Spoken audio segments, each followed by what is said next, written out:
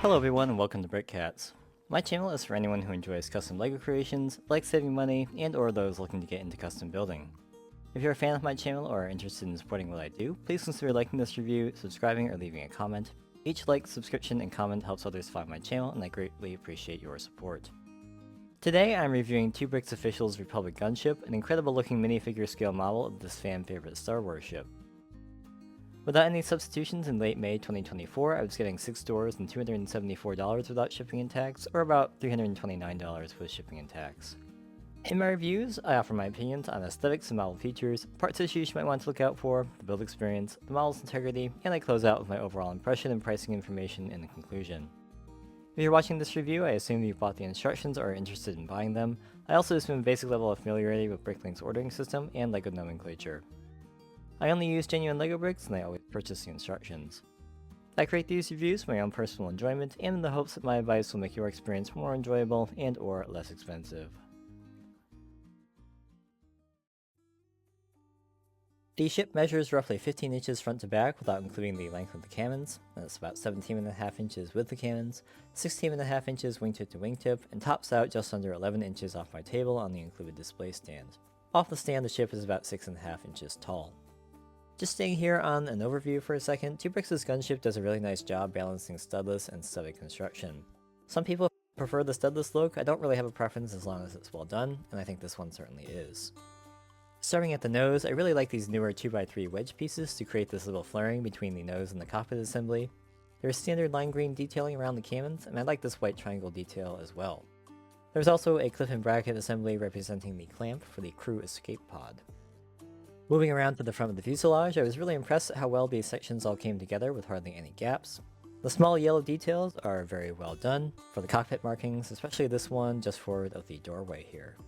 I think you could make an argument for another one under the gunner's seat, but this would be pretty easy to add with a 1x1 corner tile. Of course, you would be adding some thickness here, so maybe that's why it wasn't included. The light bluish gray section near the first door uses a nice combination of standard building and side building. I think this gray section should extend past this entranceway, but this also may depend on what you choose to use as a reference, and doing this would be difficult to do and still have it look good. It's a little difficult to see, but there are some really great inclusions here, including these green lights on either side of the access door to the crew pod. The ball turrets make good use of the 6x6 hemisphere pieces and white 3mm flex tubes. There's a nice little seat and some controls inside there if you want to pose a gunner. These cannons are posable, although I do find the center connection right here a little bit loose. So I've had some minor trouble getting the ball turrets to stay in place, and this is obviously more of an issue on the stand because the gunship is at an angle. So you'll see if I move this back and try and get it to stick, it just kind of falls forward there. But also very nice detailing in this area with this handhold and the yellow markings. Moving to the cockpit, there's plenty of room for the pilot and the gunner. The pilot has some representation of controls, and the gunner has a little scope or whatever they use to do their gunnering. Both of these canopies lift off very easily to get a minifigure in or out. The pilot's cockpit is just kind of held in place there. Oops.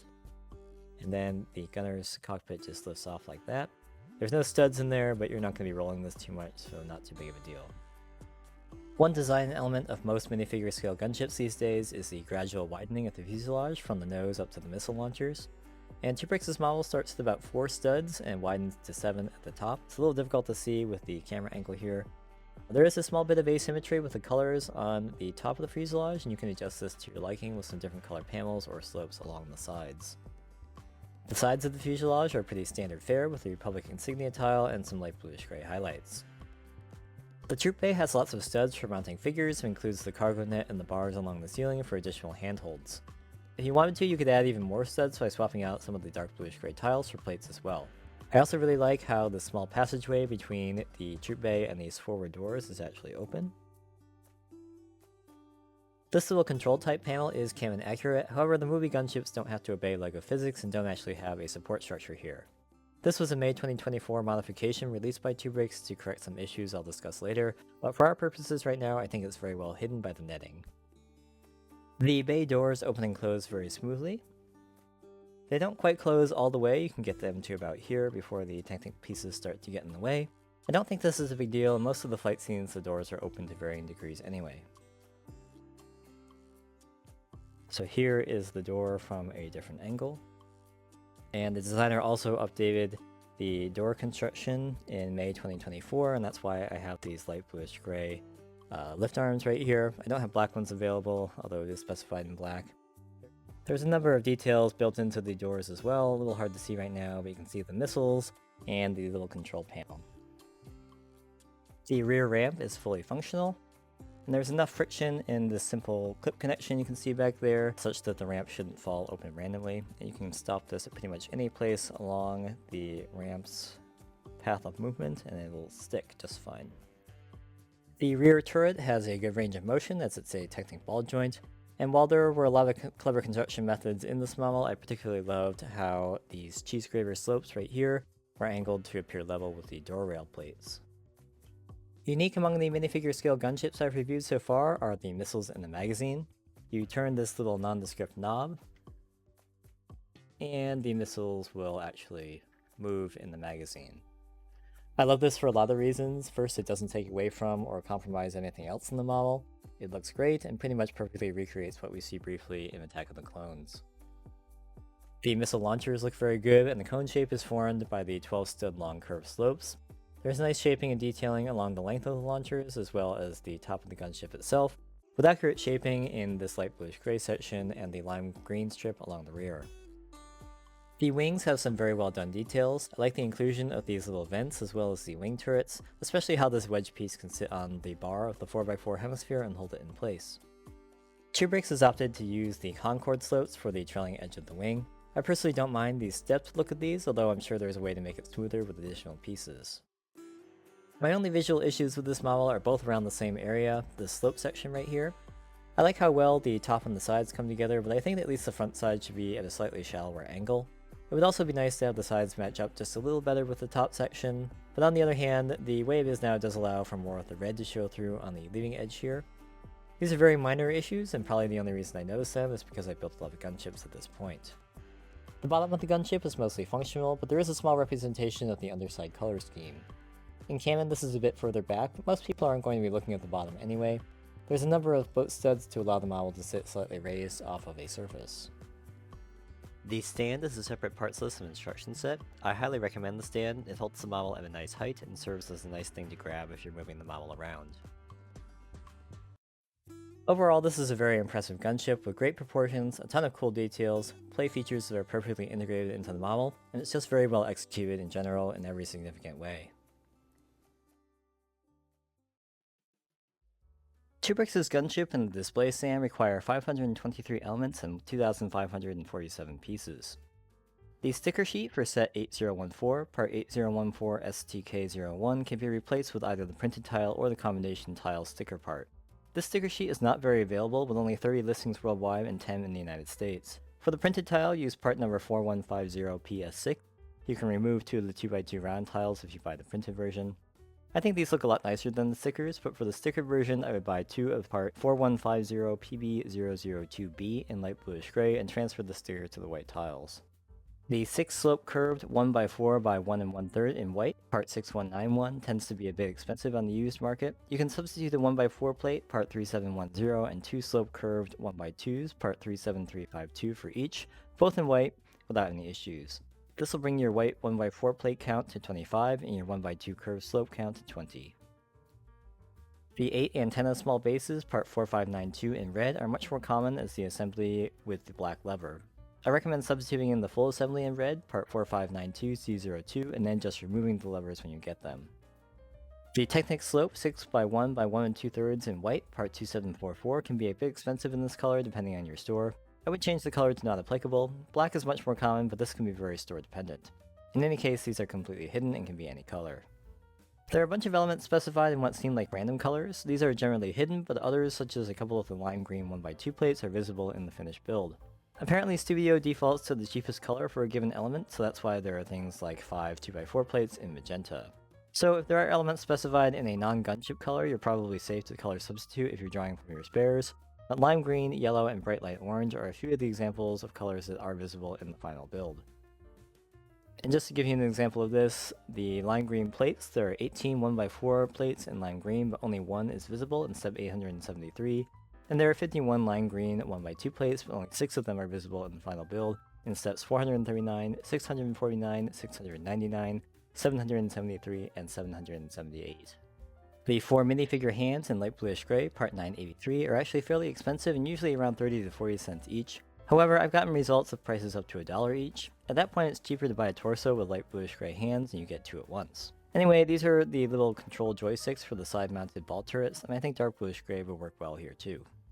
The 2 projectile launcher part, rapid shooter 6-barreled angled barrels, part 18588, are used in the missile launchers. A word of caution, if you have or received the assembly with the trigger piece, part 18588C01 or 18588C02, I found this trigger to be almost impossible to remove, and if anyone knows how to remove this, please let me know. Those are all the specific recommendations I have, and for a model with over 500 elements, that is very impressive. 2Bricks actively tries to avoid rare or uncommon pieces, and it definitely shows. That said, there are a number of elements that will likely be cheaper on Pick-a-Brick. LEGO Pick-a-Brick orders over $35 total qualify for free shipping, and if you spend more than $14 in the bestseller and standard categories, all the handling fees are waived. The following lists are parts that are likely cheaper on Pick-a-Brick as opposed to Bricklink. As usual, I used the Brick Hunter extension to check the entire parts list against the Pick-a-Brick inventory, and I'll go over those results in the conclusion. Version 2 of this gunship has 1,203 steps, with each part or subassembly added in each step outlined in red against a white background. This is generally just fine for visibility, and I didn't have any significant issues with viewing angle or sequencing. While I was building version 1 of this model, I did have some suggestions for improvements that I sent to 2Bricks, and in version 2 he incorporated basically all of them. I understand that Studio is not the most user-friendly program to make changes in, so I want everyone to appreciate that this was a pretty significant time investment on his part, and we are all better off for it. So thank you very much to 2Bricks. He outlined the major changes in his update video that also covers some stability changes, so I recommend watching that, and the link will be here. But the original instruction set was very good to begin with. Some other things he added were some build notes where spacing is important, and a viewing angle change to better show a step or two. The build goes at a pretty nice pace with only a few elements added in a given step. There's also usually multiple steps per page in the smaller subassemblies, which minimizes page turns. The only minor issues I have with the instructions stem from a number of steps that you're literally just stacking 2 of the same elements. For example, in the steps 280 and 281, this could probably just be one step.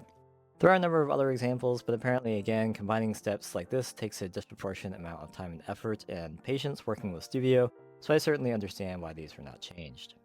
This build took me about 7 hours from start to finish, with some pre-sorting into major categories beforehand. And aside from the steps that involve cutting the hoses for the ball turrets, I think this is a very accessible model for most builders that have experience with larger official sets.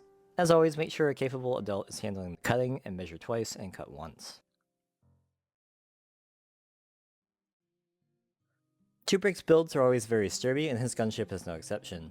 Simply due to the model's bulk, you're probably going to want to use 2 hands to lift this off the stand, but I have no issues doing that and swishing it around.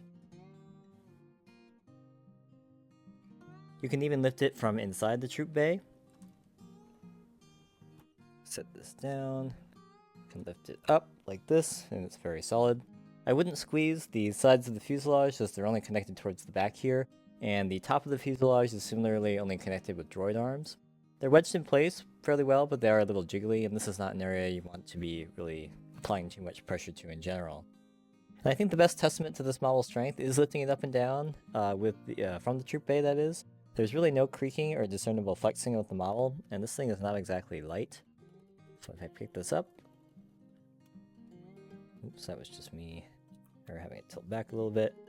But if I pick it up, very solid, and if I'm moving this around, there's no like creaking or anything, and with other models that's definitely not the case.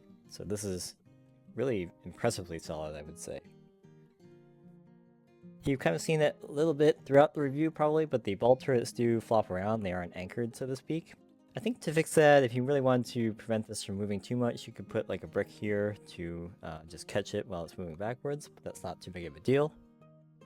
The doors with the version 2 modifications are unlikely to pop off, unless you really try and take them off. In version 1, the door motion tended to work the connection loose over time, but I have not experienced this with version 2.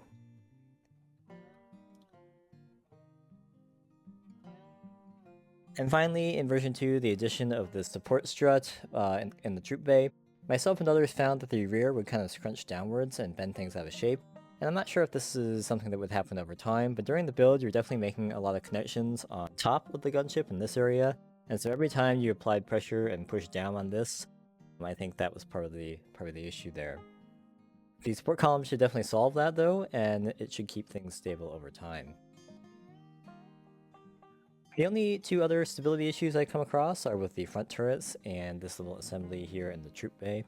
The turrets are only connected with one stud, and there's just enough room rather for it to wiggle loose if you're moving the barrel around too much. And while these aren't exactly fragile, they can come loose, and fixing it is a little bit involved.